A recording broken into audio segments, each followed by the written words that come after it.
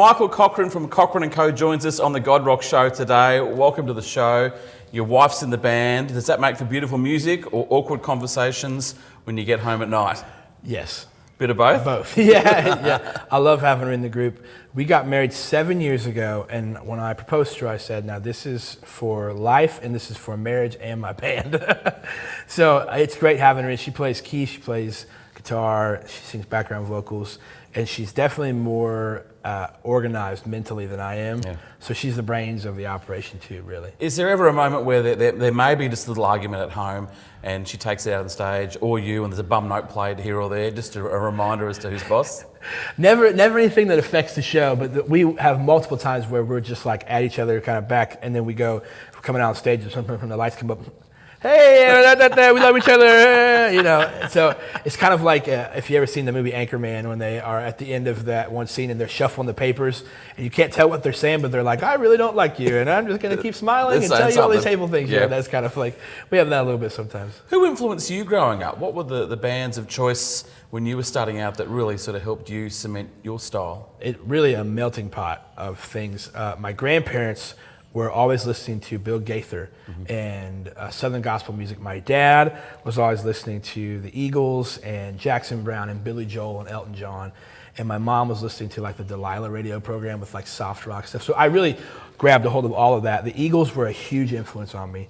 Billy Joel is probably, if not the most influential musician, he'd be right there. Yeah. But I also really grabbed on to NSYNC when I was in elementary school. Oh my gosh. And so that blue-eyed soul, the singer-songwriter piano thing, that just grabbed me early. And I went through phases with different music, but I always come back to that. Take me back to when you discovered God. How did you find Jesus? Well, I was raised in the faith.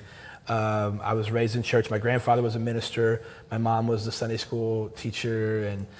But it really was, it was just kind of tradition and go through the motions until I got into college. And my high school years were pretty wild. I call them my testimony building years. And it wasn't until I went to a Bible study at a college my sophomore year that I really began to hear from God through His Word. Like I actually began to get it, and it began to click for me. And it wasn't just something that I attached myself to like you would a club or a nationality or a sports team or something. You know, like it became something real that was my true identity, who Jesus was and His grace in my life. And so I remember sitting in my car after a Bible study one night, and I can't even remember what the guy preached on, but I remember that the song East to West from Casting Crowns came on the radio, and I just sat there and cried in my car because it was like I truly believed that God could forgive me, that I could be right with Him, that I could have like a non-guilty feeling relationship with the Creator, you know. That my sins were as far as east from the west, you know. And that was a huge song for me, and that was the beginning of me actually giving effort to live the Christian life. And I mean, there was a lot of ups and downs in that, and there were human. So 10 plus years later, I'm still trying to figure it out, but you know, that was the moment. You were signed to Toby Macs label, you know, Christian music royalty. That's right. Any pressure there? You know, no, honestly, I was so nervous. We talked to a lot of labels when we first came to Nashville, and I was a little concerned about coming to Toby's label because what a figure, right? So there's part of me that was excited. Then when Toby Mac came up and said, hey, I want to work with you, and I was like, ah!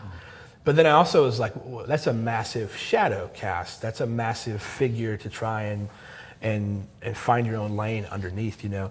But it's not been like that at all. From the beginning, he's been like, I believe in what you're doing, and I don't want to just infuse me in it and make you a carbon copy or anything like that. I want to just help you be the best version of what you do. And that's just been freeing to have that support and to have the knowledge and wisdom that comes with someone like Toby. Yeah. You know, it's there, but it's not anything that's just pushed and crammed and whatever. It's very much, you do your artistry and I support that. And he's just a great guy to be around. You ever have those moments when you're in the back of a tour bus and you're sitting with him and you're like, all right, take me back to 95. Jesus freak, what was going on there? Yeah, well, it's funny. One of my first conversations with him about his music, I was like, I gotta be honest with you, my mom didn't let me listen to it. Yeah, right. So I'm 30 years old now, so I was born in 92. Yeah. But it was probably like the year 2000 that I got Free at Last on a cassette tape from a yard sale. And I thought it was brand new music, and my mom didn't love that we listened to it because it was like kind of hip hop, but she just didn't really trust it. We were raised in a conservative church, you know. And I was like, Mom, this is Christian music. And then a few years later, I tried to convince her to get me the Nelly CD that it was Christian music too. And she wasn't fooled with that. Are you starting to see some impact with your music? What's it like when the fans say, hey, that one really touched my heart?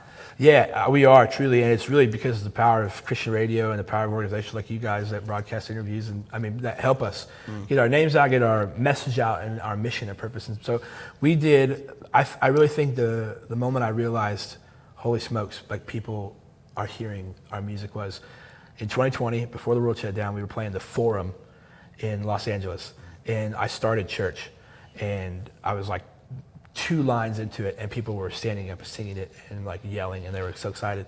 And I was like, we are in Los Angeles, California, and they know my Christian song. Yeah.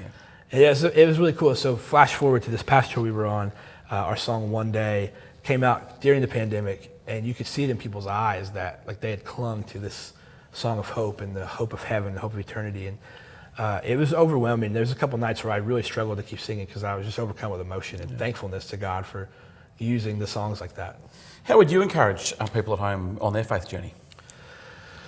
I would encourage you the way that my home church encourages me as I'm on the road and gone here and there. And my pastor is always reminding me to stay in the Word. I think it's so important that we stay close to the voice of God. And the most assured way to hear the voice of God is through His Word. And I think that it's so easy to get wavered here or there or follow this truth or that truth. And I think that if we stay grounded in the Scriptures, in the Word, that's going to keep us from getting too hoity, keep us from getting too prideful. But if we're low, it's also going to exalt us. It's going to keep us on that straight and narrow of humble before God and confident in who we are. And I think that that's so key in just the troubled, messy world we live in, and to see the hope that's been promised to us, in the Word, and remind ourselves of it every day. How do you present Jesus to people that don't know Him in your travels? Oh man, I do it through music. A lot of times, I always get a little uncomfortable having one-on-one conversations, and that's something that God's really been pressing on me lately. Is like, don't just put your AirPods in on the airplane. Actually engage somebody next to you. But a lot of times, I just start by asking where people are from. I'll ask them what they're into, and you never know where those conversations go. And sometimes I ask people how they were brought up, and that can kind of cue you in, because especially if people are dealing with, if they're non-believers who are dealing with like a sense of hurt, maybe they're going to bring that up. Like, how were you brought up? What was your house like? Like, where'd you come from? What were you raised in? Like, what did you guys do when you were kids or whatever? Like, if there's some church hurt there, that's probably going to come up, and then you maybe can begin to massage that with the grace of Christ. Appreciate you being on the show. Cochren and Company on the God Rock Show.